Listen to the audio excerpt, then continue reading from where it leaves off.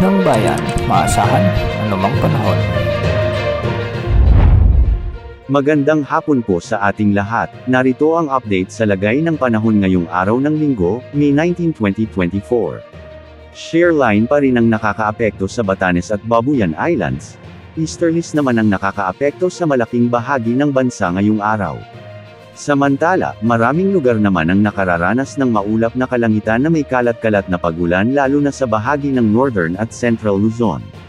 Patuloy namang makararanas ng maalinsangang panahon ang halos buong bansa hanggang tanghali, ngunit ngayong hapon at gabi ay posible na ang mga localized thunderstorms na minsan ay nagiging mga severe thunderstorms na posibleng magdala ng mga biglaang pagbaha o pagguho ng lupa.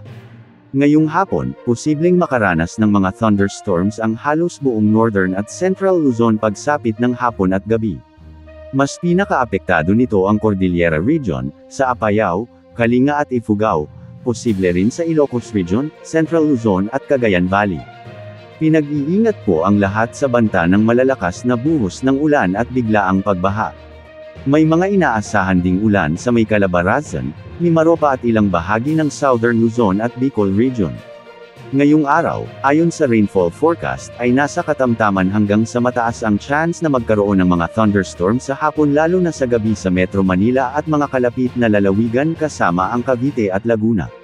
May kalat-kalat na pag-ulan na rin sa Visayas at Mindanao sa hapon at pagsapit naman ng gabi ay posibleng makaranas na ng mga thunderstorms ang mga lalawigan ng Antique, Aklan, Camiguin, Negros Occidental, Bohol, Samar Provinces, at ilang bahagi ng Cebu at Leyte Provinces.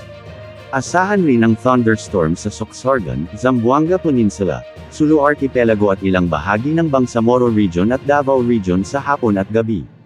Ngayong araw, maraming lugar pa rin ang patuloy na makararanas ng mataas na heat index o nasa danger level na heat index.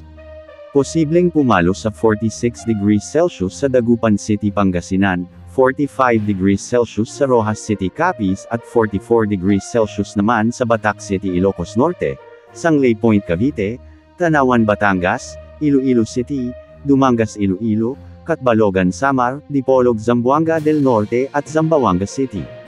Sa ngayon ay malaya ang mga mangingisda na pumalaot dahil walang nakataas na gale warning sa mga karagatang sakop ng ating bansa.